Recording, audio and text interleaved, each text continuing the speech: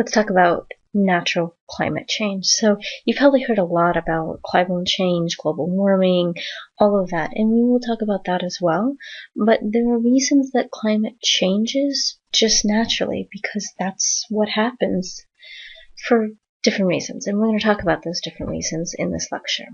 So natural climate change, processes resulting in changes in climate trends over time.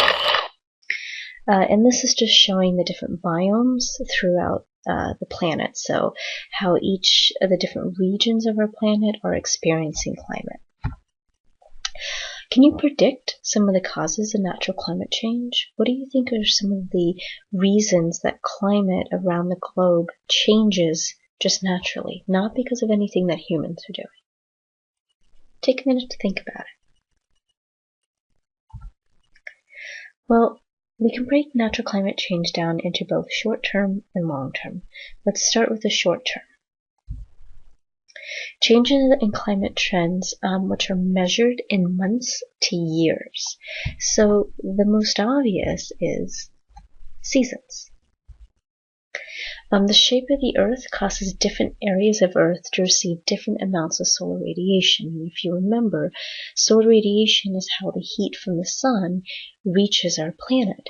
And our planet is not completely vertical. It's tilted on an axis. And because of this tilt, it causes the sun's rays to strike our planet at different angles. So as you can see closer to the equator, the sun's rays are striking at more of a 90-degree angle, but as you move further away from the equator, the angle becomes larger, so the solar radiation, the heat from the sun, has to actually travel through more space and more atmosphere before it reaches our planet, which means that there's more of that heat that is being absorbed and reflected back out into space before it can reach our planet. So this results in variations of daylight, temperature, and also weather patterns. So daylight around the equator tends to be the same year-round. It's about 12 hours of daylight, 12 hours of darkness. But as you move further away from the equator, that changes until you reach the poles, where there's actually a period of 6 months where it's all daylight and a period of 6 months where it's darkness. When the North Pole is pointed towards the sun, the northern hemisphere is experiencing summer, while the southern hemisphere is experiencing winter, which is what you can see in picture A. And this is when sunlight at the North Pole lasts for 6 months. But during spring and fall, neither of the poles are pointing towards the sun. So why does the position of the sun affect seasons and thus climate? As I said before, it has to do with the angle of the rays of the sun striking the Earth. How much space and how much atmosphere does the heat from the sun have to travel through before it reaches the surface of the planet? Volcanic activity also affects climate in the short term because volcanic dust can remain suspended in our atmosphere for several years. And this can block incoming solar radiation, which will lower global temperatures. So there was a big eruption in 1991. You can see a lot of volcanic dust being sent up into the atmosphere. There's also a large volcanic eruption, Mount St. Helens, which is up in Washington. So what is the effect of reduced solar radiation on the planet? Well, it prevents solar radiation, prevents some solar radiation from reaching the surface, which cools the overall climate, which affects the types of plants that can grow and the amount of plants that are growing. So thus there is reduced food source for life on Earth.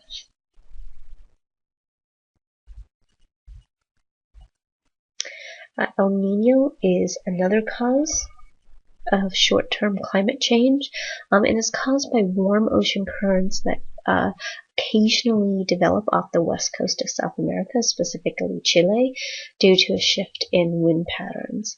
There are negative effects, such as warm, stormy weather occurs in areas that are normally dry. Drought conditions can occur in areas that are normally wet. So it's a shift in climate, a temporary shift in climate. And some violent storms can be brought to California and also the Gulf Coast. There was a big flood in Northern California, and Marin specifically, in 2005, and that was caused by an El Nino. Extensive property damage, untold human suffering, but there are some positive effects to El Nino. There can be fewer and less severe hurricanes in the Atlantic Ocean regions. So this is drought, and this is flood. And if we look at a map of normal conditions, so we're talking about this area right here off the coast of Chile. Normally, this area experiences climate that is very similar to California. There's a cold strip of water right here that's coming up from Antarctica, and it creates a Mediterranean climate very similar to California, and it also creates this cycle because the winds are blowing over this cold strip of water. So the waters are warm in the West Pacific, but cold water is transported north from Antarctica,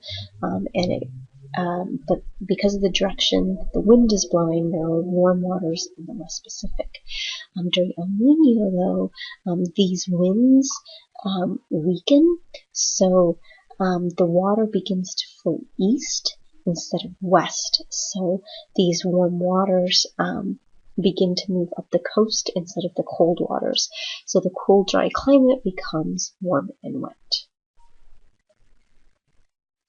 So that's short-term climate change. Let's talk about long-term climate change.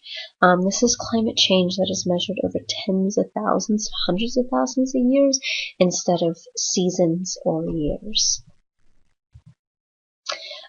Ice ages definitely can affect climate change. Glaciers have eternally advanced and retreat over the past 2 million years, creating ice ages, some of them big, some of them small.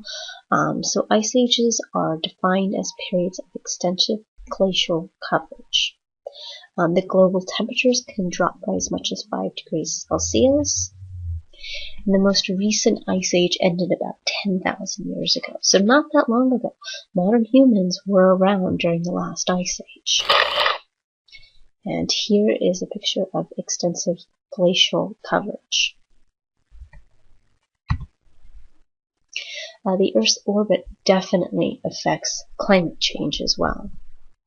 So every 100,000 years, the shape of the Earth's orbit actually changes from being more elliptical to being more circular.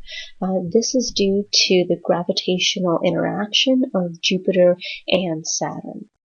When the orbit elongates, Earth is actually passing closer to the Sun, so temperatures become warmer than normal.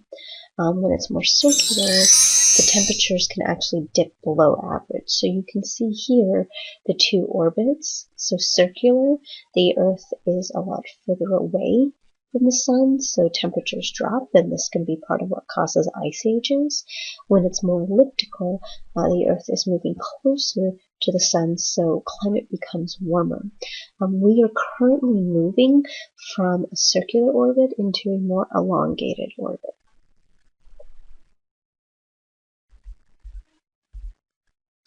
Earth's axis affects climate. The average tilt varies from 22 to about 24.5 degrees, and it changes every 41,000. So as I said, the planet is not vertical, it's actually tilted on an axis, and that's what causes seasons. And that tilt actually varies ever so slightly, and it is changing over the course of 41,000 years.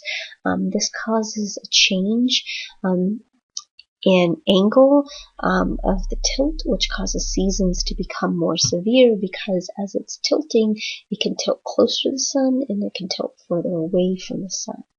A decreased tilt might cause winters to be warmer than normal and summers to be cooler than normal. Changes in tilt may also be responsible for ice ages.